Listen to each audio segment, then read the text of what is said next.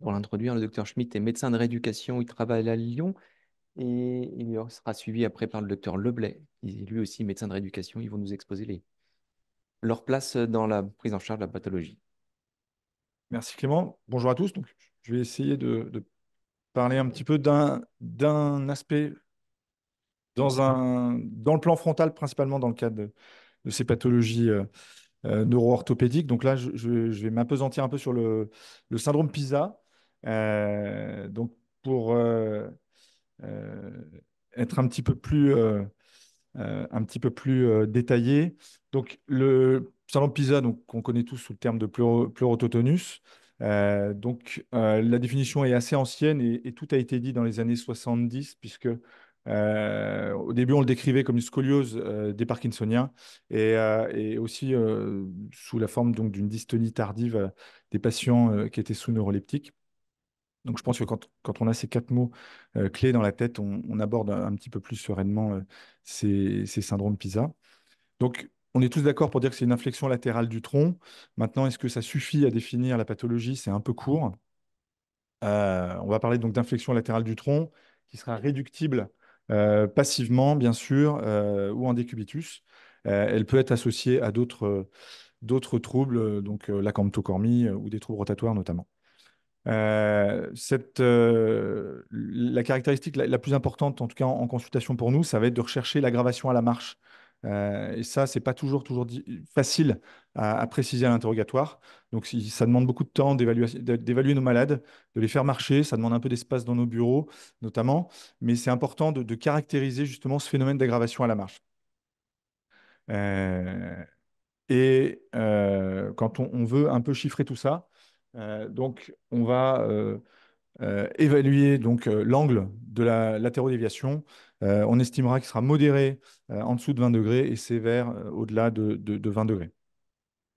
Alors, le logiciel dont parlait l'orateur précédent, donc c'est celui-là. Donc, c'est un logiciel qui est disponible en ligne, c'est gratuit, c'est assez simple. On prend une photo du patient et on peut mesurer très rapidement, ce qui évite d'avoir le joli goniomètre décoratif dans le fond de votre bureau. Bon, c'est une mesure qui est soumise à beaucoup de restrictions d'interprétation, mais bon, en tout cas, ça donne en tout cas un ordre d'idée à l'œil nu. C'est pas toujours évident d'estimer les 20 degrés.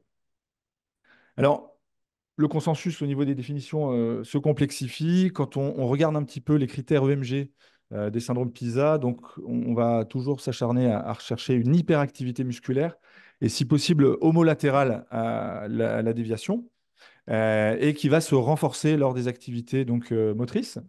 Alors, il y a plusieurs patterns électromyographiques. Le premier, le pattern primaire, où ça va être les muscles qui vont être du côté de la latérодéviation, qui vont être à l'origine de la déformation. Donc, comme vous voyez là sur ces tracés-là, et qui vont se renforcer au niveau thoracique. Donc là, vous avez des muscles.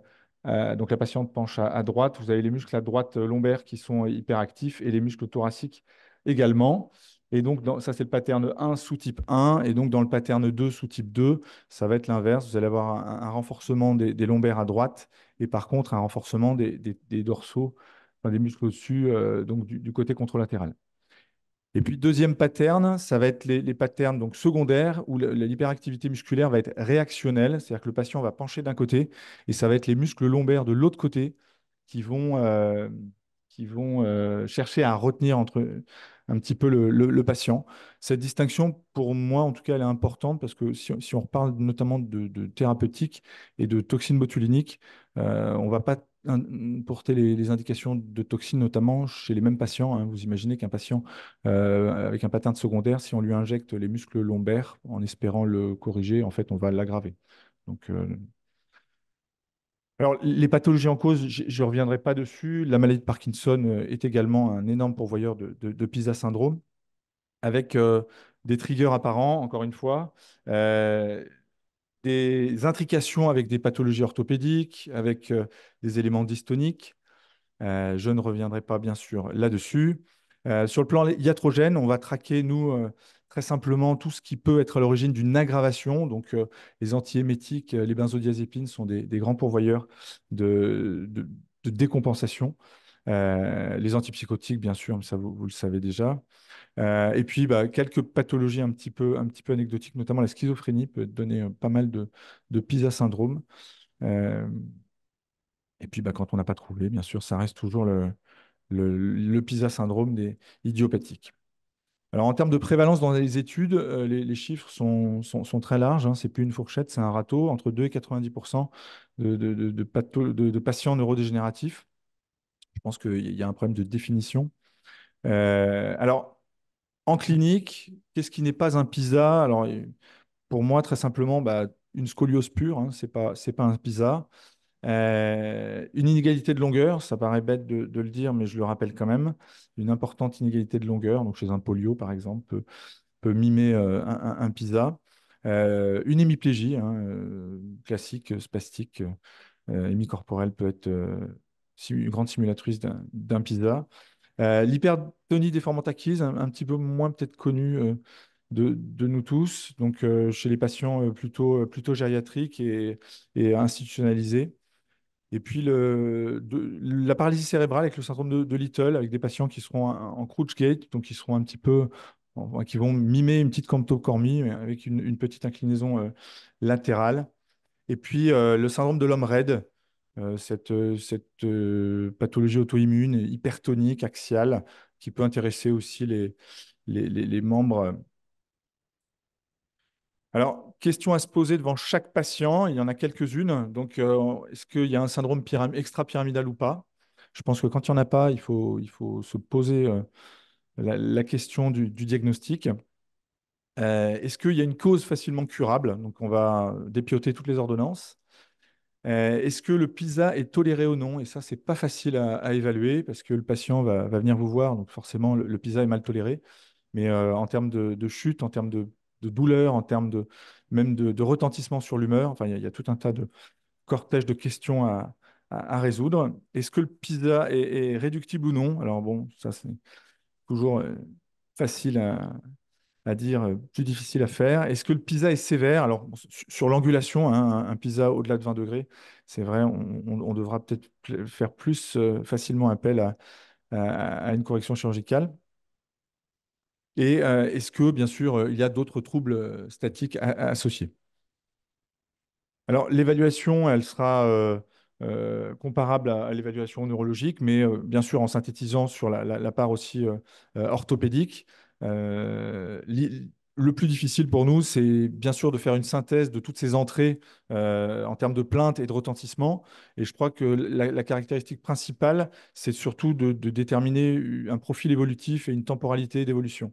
C'est-à-dire qu'un patient, effectivement, je rejoins le précédent intervenant, c'est des patients qu'il faut revoir au moins plusieurs fois avant de se faire une idée un petit peu de leur évolutivité. Alors, en termes de thérapeutique médicale, il y a bien sûr les appareillages dont on parlera juste après.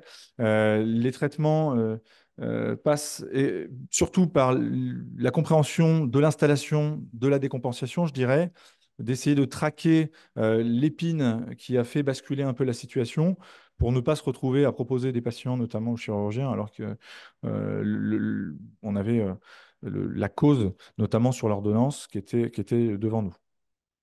Alors, un petit mot sur la toxine botulinique, effectivement, ça revient un peu enfin, ça devient à la mode dans les pizzas, mais encore une fois, je pense que tant qu'on n'a pas bien démembré le profil du patient qu'on a devant nous, ça peut être une aventure un petit peu hasardeuse.